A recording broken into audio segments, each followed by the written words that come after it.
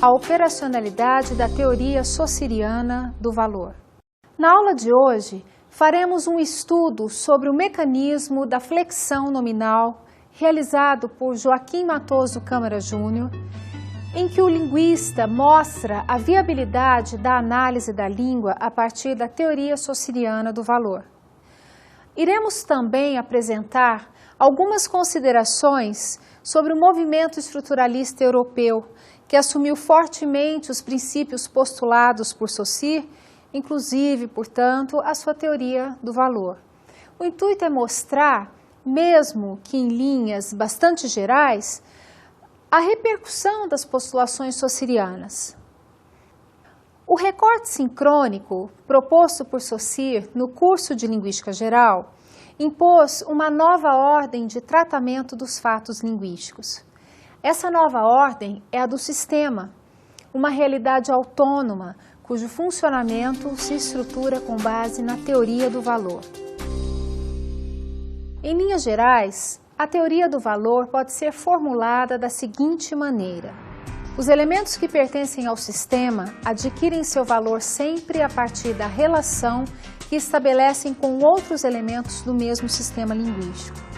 Por exemplo, para exprimir o plural é necessária a oposição de dois termos. Em português, a palavra meninos não é o morfema S em meninos que exprime o plural, mas a oposição entre esse morfema em meninos e o morfema vazio ou zero em menino. Numa abordagem sincrônica sistêmica, apela-se sempre para dois termos simultâneos, porque é a partir da relação binária, diferencial e opositiva entre os elementos que constituem o par, que cada um deles recebe seu valor no interior do sistema. É nessa perspectiva que Fernando Saussure afirma que na língua não há mais do que diferenças, porque não se pode definir os elementos do sistema por eles mesmos.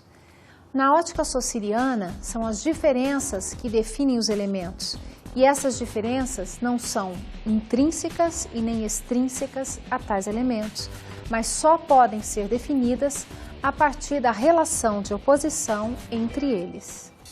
Eliane, qual foi a relevância da teoria saussuriana do valor na virada do século XIX para o século XX? Fernanda, eu posso lhe dizer, sem medo de errar, que a teoria do valor ela é fundamental em todas as elaborações saussurianas.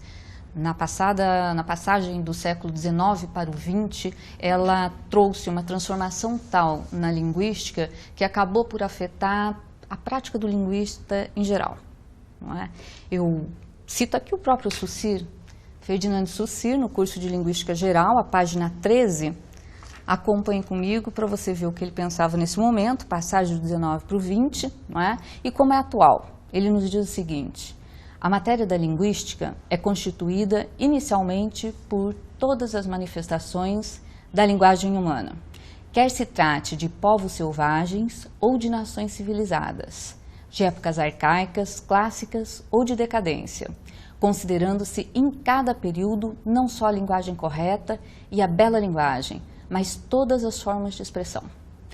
Essa afirmação do Saussure, que nesse momento, início do século XXI, poderia nos parecer como óbvia, na verdade era revolucionária na passagem do século XIX para o XX, não é?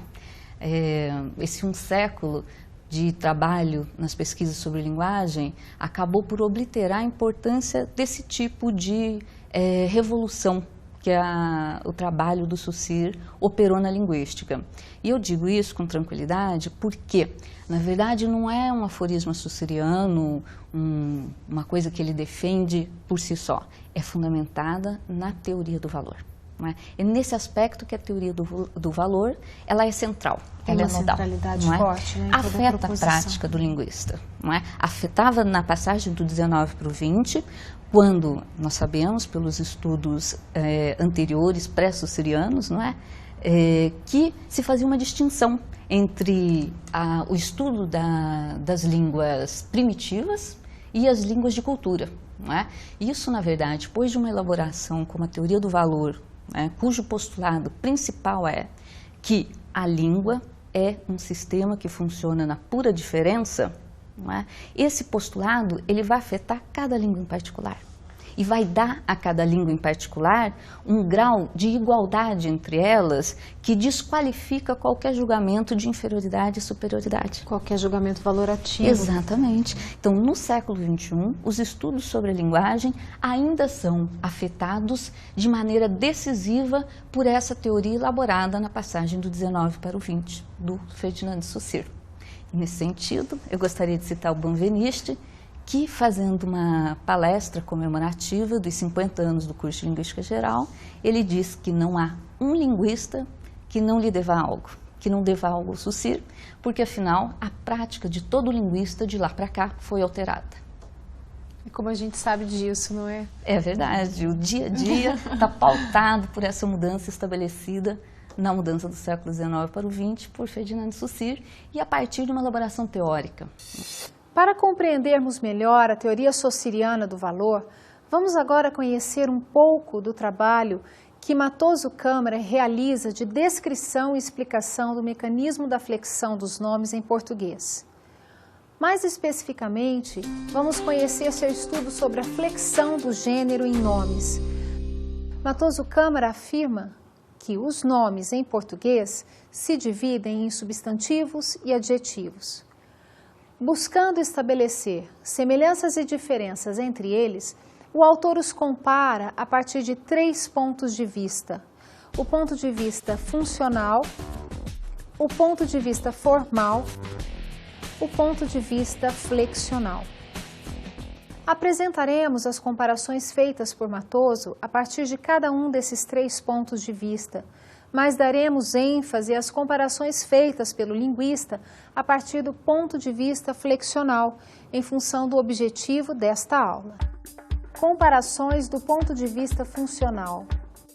Do ponto de vista funcional, há uma grande flutuação categorial entre substantivos e adjetivos. Muitos dos nomes podem ser, conforme o contexto, substantivos, termos determinados, ou adjetivos, termos determinantes.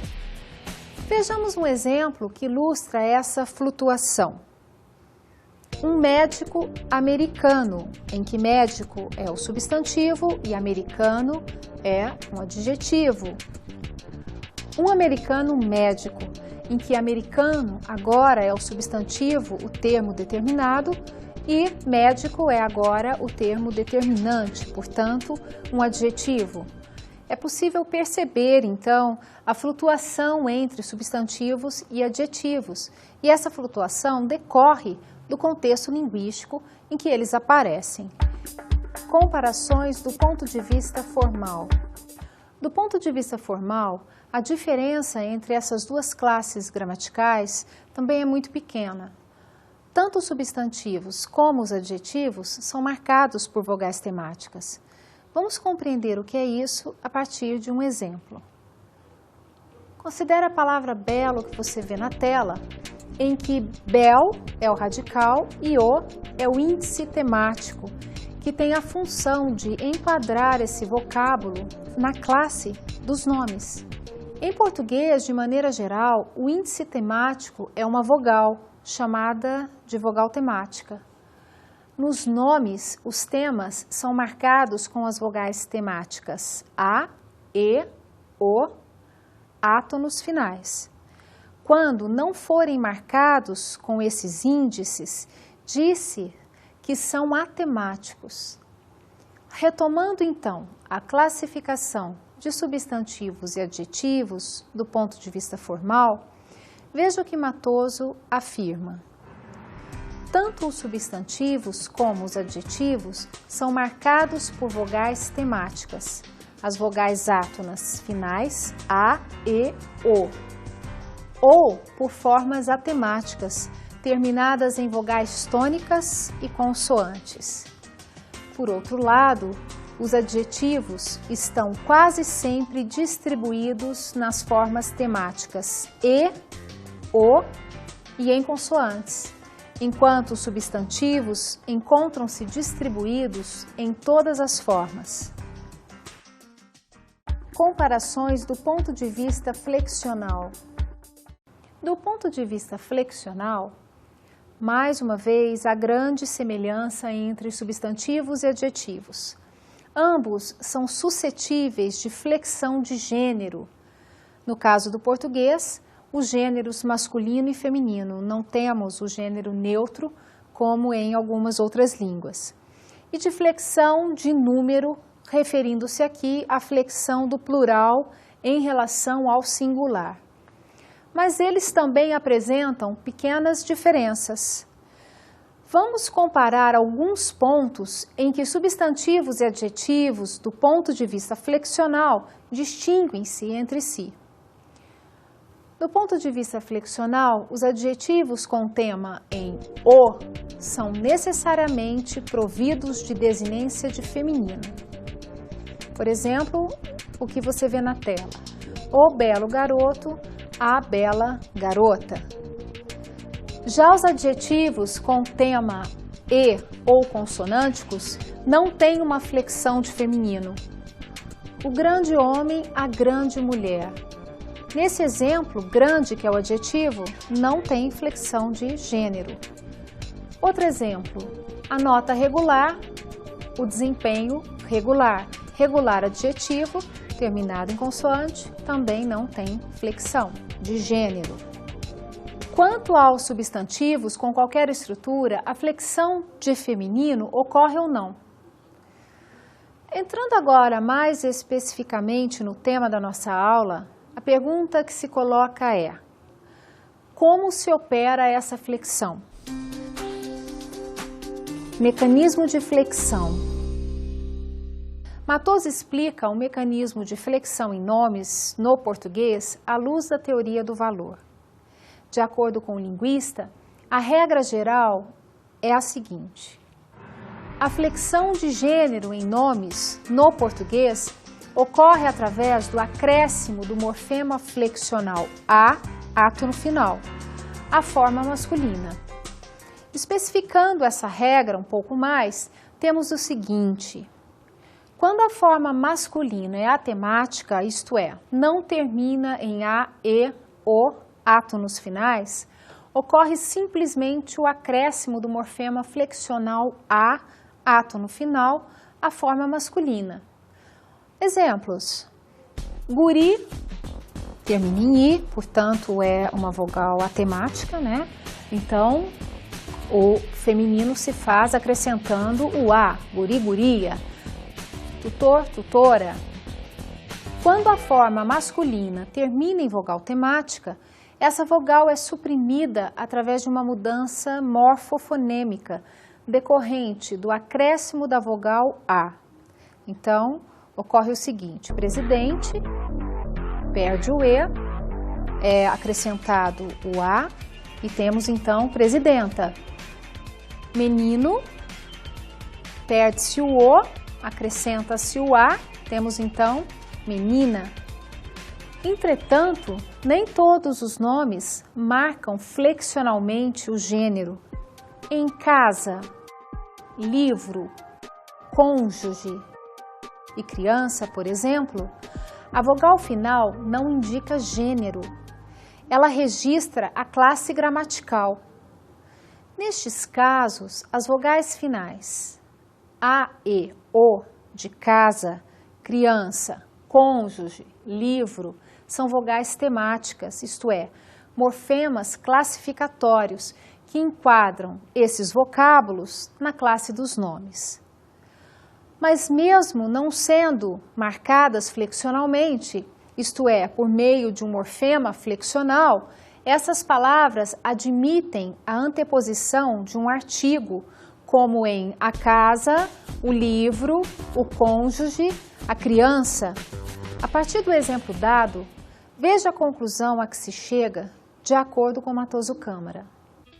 A flexão de gênero é, em princípio, um traço redundante nos substantivos, pois em português cabe ao artigo marcar explícita ou implicitamente o gênero dos nomes substantivos. A flexão do substantivo não é, em princípio, a marca básica de seu gênero, porque apareça ou não a flexão, todo nome, em cada contexto, será imperativamente masculino ou feminino. O artigo, então, tem a flexão de gênero, opondo uma forma feminina e outra masculina. E por sua presença, concreta ou em potencial, define claramente o gênero do substantivo a que modifica.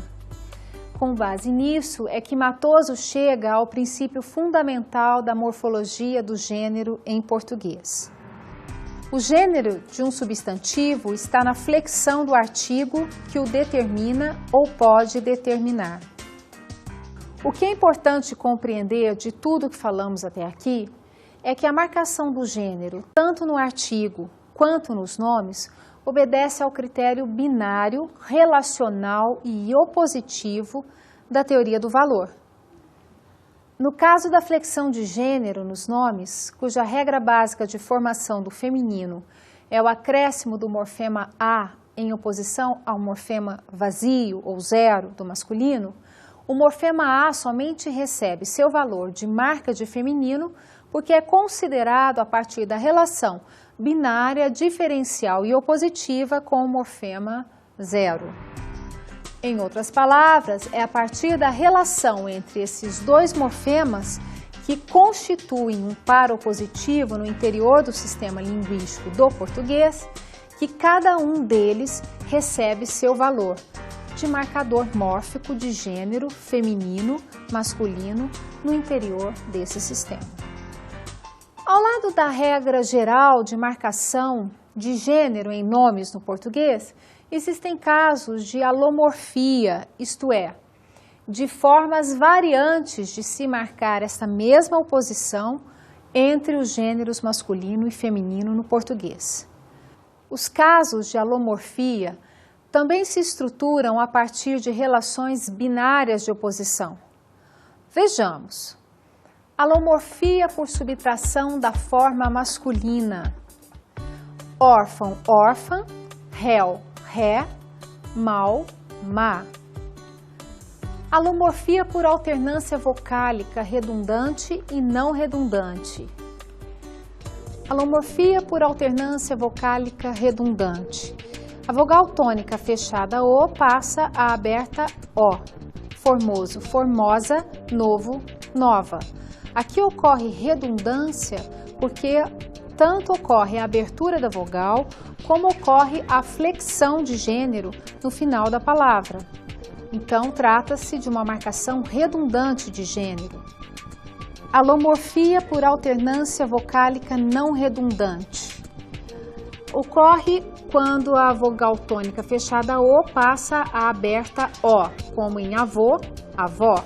Aqui não ocorre redundância, porque a marcação de gênero foi feita apenas no final da palavra. Ausência de flexão. O, a, mártir, o, a, intérprete. Então, podemos dizer tanto o mártir como a mártir. O, intérprete, como a, intérprete. Então, não há flexão no substantivo. A flexão ocorre apenas no artigo. Em todos esses casos, tanto na regra geral quanto nos casos de alomorfia, é possível, a partir da análise empreendida por Matoso Câmara, ver funcionando de maneira exemplar a teoria do valor, porque são considerados sempre dois termos simultaneamente, e é a partir da relação binária, diferencial e opositiva entre eles que cada um recebe seu valor no interior do sistema. Vamos agora ao segundo tópico da aula de hoje. O estruturalismo em linguística. O movimento que se convencionou chamar de estruturalismo decorre fortemente da formulação de sistema de Saussure e, portanto, assume como pressuposto central a teoria do valor, de que tratamos até agora na nossa aula de hoje. Bem, pelo menos quando nos referimos ao estruturalismo europeu. Quando se trata do estruturalismo americano, as diretrizes teóricas colocadas não são as mesmas. É nesse sentido que José Borges Neto afirma em seu livro Ensaios de Filosofia da Linguística que é possível reconhecer no estruturalismo em linguística dois submovimentos, o estruturalismo europeu e o estruturalismo americano. Esses dois submovimentos se caracterizam por terem origens distintas, conceberem diferentemente as tarefas da linguística e por tratarem diferentemente as estruturas da linguagem humana. Nós vamos falar nesta aula apenas das propriedades centrais do estruturalismo europeu, devido ao fato de ser este o submovimento do estruturalismo que assume de maneira decisiva os postulados saussurianos, estando, portanto, mais diretamente relacionado ao tema da nossa aula, que é a teoria do valor. De acordo com Borges, as propriedades centrais do estruturalismo europeu podem ser sintetizadas em dois princípios básicos: o princípio da estrutura e o princípio da autonomia. O princípio da estrutura postula que as línguas são estruturadas no sentido de que os elementos que compõem uma língua só podem ser propriamente caracterizados a partir da organização global em que se integram. Para as várias e por vezes distintas teorias do estruturalismo europeu, só é possível fazer ciência da linguagem atentando-se ao estudo das estruturas sistemáticas subjacentes aos enunciados linguísticos.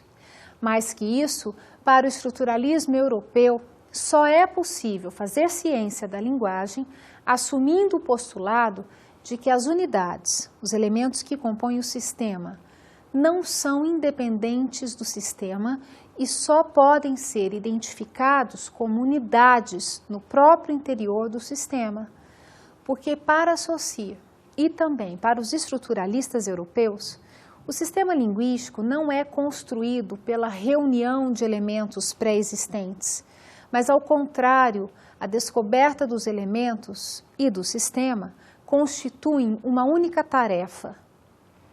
O princípio da autonomia, por sua vez, outra propriedade central do estruturalismo europeu, está relacionado ao postulado já formulado no curso de Linguística Geral de Saussure, de que o único e verdadeiro objeto do estudo da linguística é a língua, considerada em si mesma e por si mesma.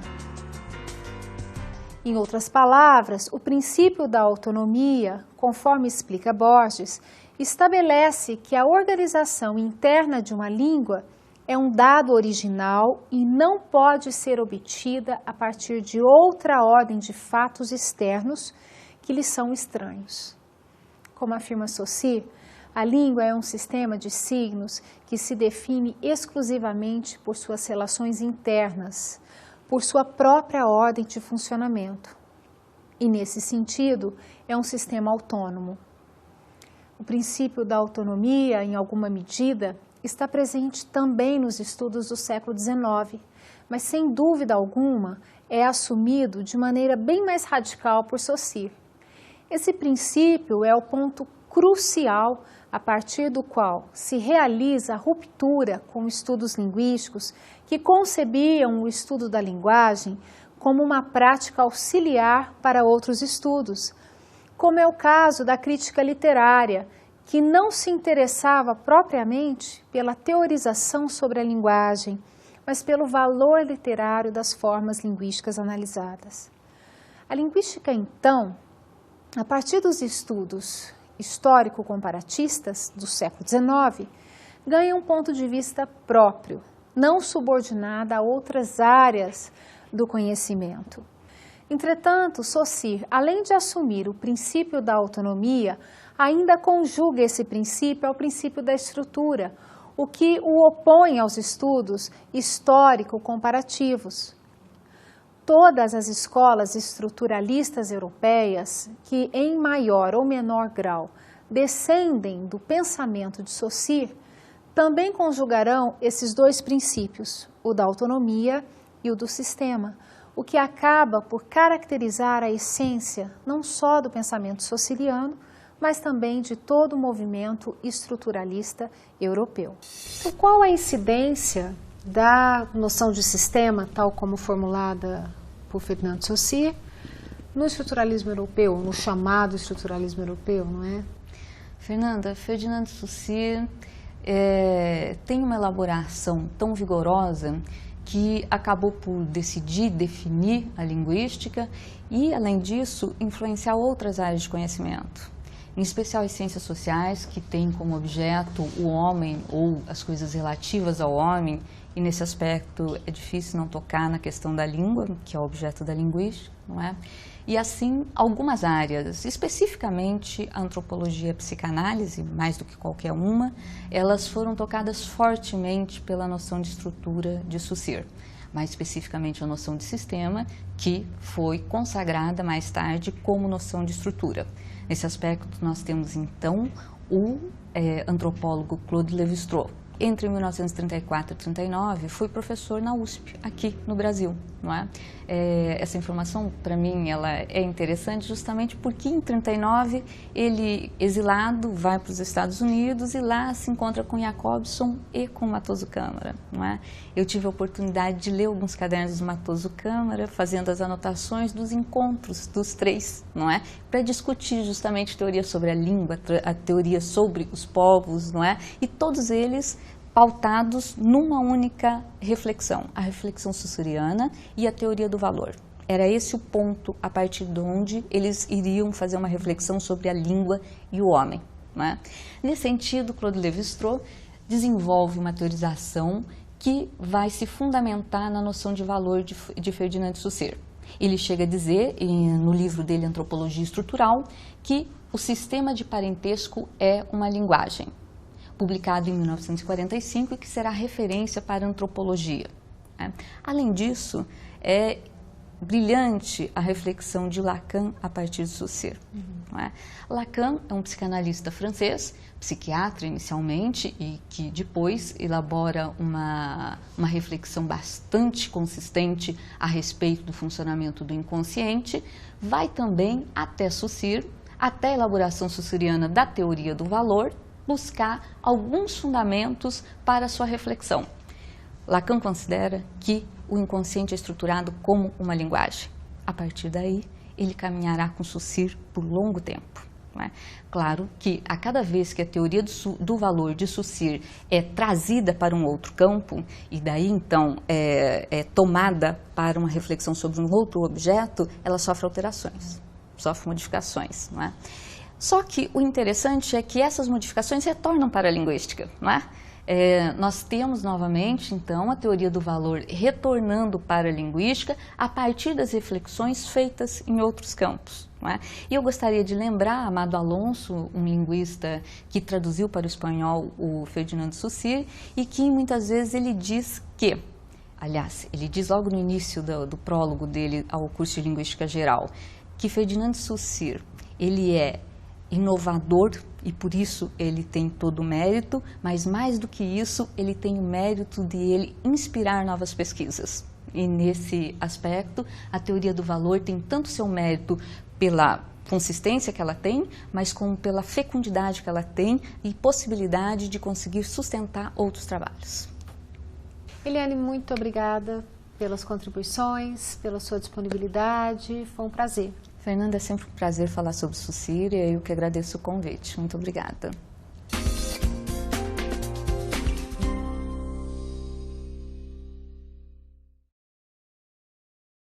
As referências de estudo que eu passo para vocês na aula de hoje são 3 livros. Um livro de José Borges Neto, intitulado Ensaios de Filosofia da Linguística. Neste livro, o autor, em um de seus capítulos, faz uma comparação bastante interessante entre o estruturalismo americano e o estruturalismo europeu. Um outro livro que eu indico é um livro de Matoso Câmara, intitulado Estrutura da Língua Portuguesa. Neste livro, Matoso faz uma apresentação dos mecanismos gramaticais de funcionamento da língua portuguesa, dando ênfase a uma descrição de caráter sincrônico. Indico também um outro livro de Matoso Câmara, intitulado História e Estrutura da Língua Portuguesa.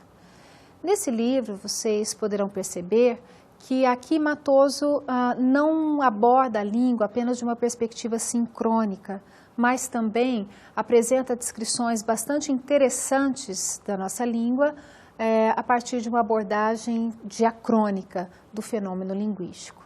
Bons estudos!